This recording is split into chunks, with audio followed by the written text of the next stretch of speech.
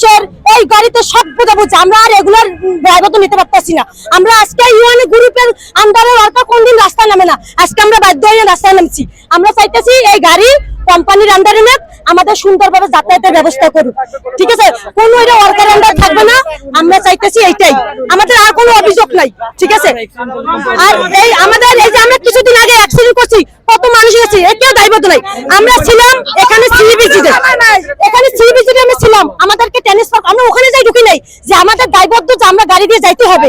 ওখানে আমাদের কোম্পানির আন্ডারে এখান থেকে ট্রান্সফার করে নিয়ে গেছে আমাদের ওখানে, বলছে তোমাদের সুযোগ দিব, তোমাদের ব্যবস্থা দিব, গাড়ি ভাড়া বাড়াই দিব, তোমাদের বেতন বাড়াই দিব, তোমাদের গাড়ি ভাড়া পুষাই যাবে, এইভাবে বলে নিছে। আমাদের কিছু সুযোগ পাইতেছি না, আরো আমরা হয়রানি হইতেছি। আমরা ওয়ার্কার, আমাদের কর্ম করে খাইতে হবে, আমরা এত হয়রানি তাপ মাথায় নিতে পারতেছি না। আমাদের এটা একটা নির্দিষ্ট সমাধান চাই। আমরা ফলোয়ার চাই, বলে কি কেউ কোনো দায়িত্ব নেই না, বলে তোমরা কিভাবে প্লেনে আসো না বিমানে আসো না পানিতে আসো, এটা আমার দেখা বিষয় নেই। তাহলে আমরা যখন নেওয়ার সময় এই কথা বলেন নাই, এখন আমাদের তো চাকরি করতে হইতেছে। আমরা চাইতেছি কোম্পানির আন্ডারে গাড়ি যাবে, আমরা সুন্দরভাবে যাব, আমাদের এত নিয়ে না।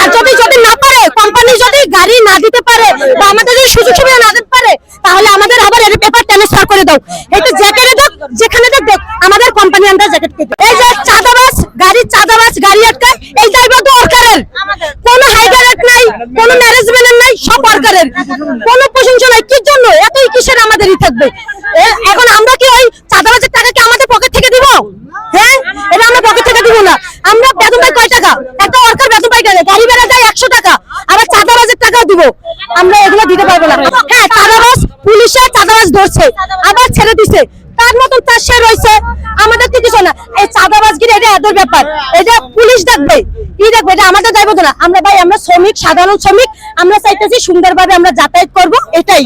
আমরা চাঁদাবাজি, আমরা কোম্পানির আন্ডারে যাবে, এটা কোম্পানি বুঝবে। চাঁদা দেয় না, কোম্পানি চাঁদা দিবে না দিবে, এটা কোম্পানি বুঝবে। এটা আমরা আপনারা নির্ভয়ে কাজ করতে পারবেন, আপনারা চাকরিতে জয়েন করবেন, বুঝছেন? আর সামনে যদি কেউ চাঁদাবাজি করে, এখানে যদি কেউ চাঁদা দাবি করে আর ইউএনের গাড়ি যদি ধরে রাখে, তাহলে সাথে সাথে আমাদেরকে খবর দিবেন। আমার মোবাইল নাম্বার এখানে দেওয়া হয়েছে, ইনশাআল্লাহ সেটা আমরা সমাধান করবো। এখানে সন্ত্রাসীদের, চাঁদাবাজির কোনো হাত থাকবে না। এখানে যত বড় সন্ত্রাস হোক না কেন, মাটির থেকে কুটি নিয়ে আসবো ওদেরকে, বুঝছেন? আপনারা নির্ভয়ে থাকেন। এই ইউএনের কারণে বাংলাদেশের অনেক হাজার লক্ষ লক্ষ মানুষ ইউএনের কারণে ওরা চলতে আছে, বুঝছেন? আপনারা সবাই গরিব মানুষ, আল্লাহর রাস্তায় আমি বলে দিচ্ছি, এটা সমাধান হয়ে যাবে।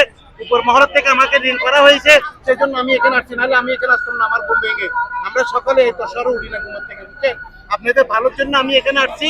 ইনশাআল্লাহ যারা চাঁদাবাজি করতেছে, যারা আপনাদের গাড়িটা অ্যাটাক করা হয়েছে, বুঝছেন, গাড়িটা চাকরি দিচ্ছে না ইউএনের চাকরি করার জন্য, চাঁদাবাজির জন্য, তাদের বিরুদ্ধে আমরা অ্যাকশনে যাবো। আমাদের ওসি সাহেব আর্থিক হয়ে আছে।